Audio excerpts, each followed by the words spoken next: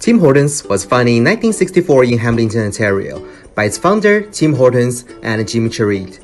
It started as only a small coffee shop, but now it's fourth largest public trade quick service restaurant chain franchise in North America, and the largest in Canada. Now it's operating in 14 countries and have more than 4,800 restaurants around the globe. Hello guys, today we will go through the operations of Tim Hortons in Canada and China, along with the comparison what we learned in Café de Colombia and McDonald's operation in Russia, in order to help whoever is going to take the international business or international marketing in the future to understand some basic knowledge of it. First, let's have a look on how Tim Hortons is doing compared to its old rival, Starbucks.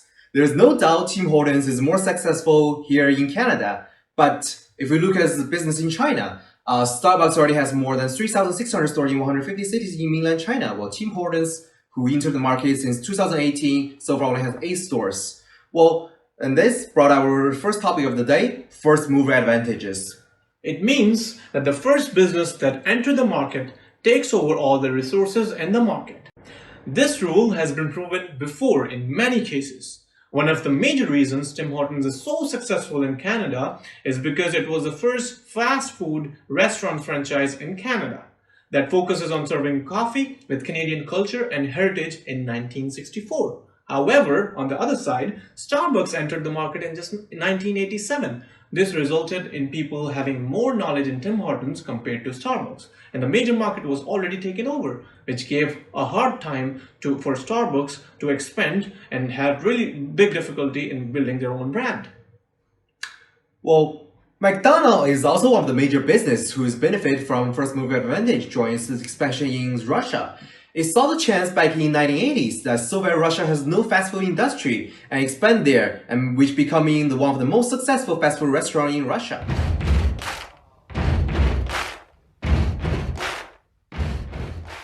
Tim Hortons have a really successful marketing strategy on building its brand, which is important in all marketing and in all businesses. It uses a promotion strategy such as roll up the ring to win, which is like a lottery that you can have every time you buy a coffee. You have a chance to win a new cup of coffee for free and even a brand new Honda Civic for free. This strategy results in an increase in brand loyalty and repeat purchases. Brand awareness is really critical for successful international business.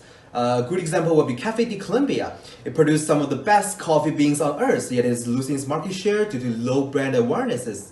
Part of the reason, of course, was because it only produced the ingredients, which is hard to build its brand. But in recent years, because of new marketing strategies such as market the product 100% Colombia, it helped greatly on reaching its market shares and helped with the expansion into the new Asian markets. Progress of globalization. We are on the peak of global trade, but with bigger market comes with bigger challenges. Then come to our next point, global expansion barriers. Even though there are people saying there shouldn't be politics in business, but if we look at the history of international business, one cannot succeed in international business or international marketing if they don't understand the geopolitical and the local culture where they are trying to expand.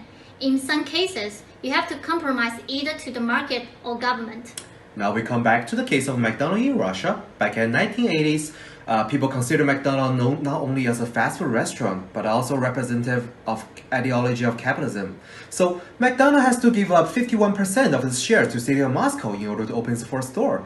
But it's already successful because it knows how to overcome the barriers. Tim Hortons don't have to worry about that. But it has to face some other difficulties which McDonald's doesn't have to face, which is a culture differences, culture barriers. McDonald's serve great cabbages, bread, milk, and beef, which are what Russian likes. But Chinese has no tradition drinking coffee, so it has to adjust its flavor while not losing its original taste and trying to make it into a part of the local culture. And even though Tim Hortons don't have to face any political challenges at the moment, it has to prepare for the effect due to Canadian government's actions during US-China trade wars. Chinese government and some of the customers have negative views on Canada, so it has to be prepared in cases of Chinese government's counterback actions toward Canadian business. Well, because the time is limited, we cannot include everything and our recommendations in here. But if you're interested, our email connect is just right down below. Feel free to let us know, and we're more than willing to share everything with you guys.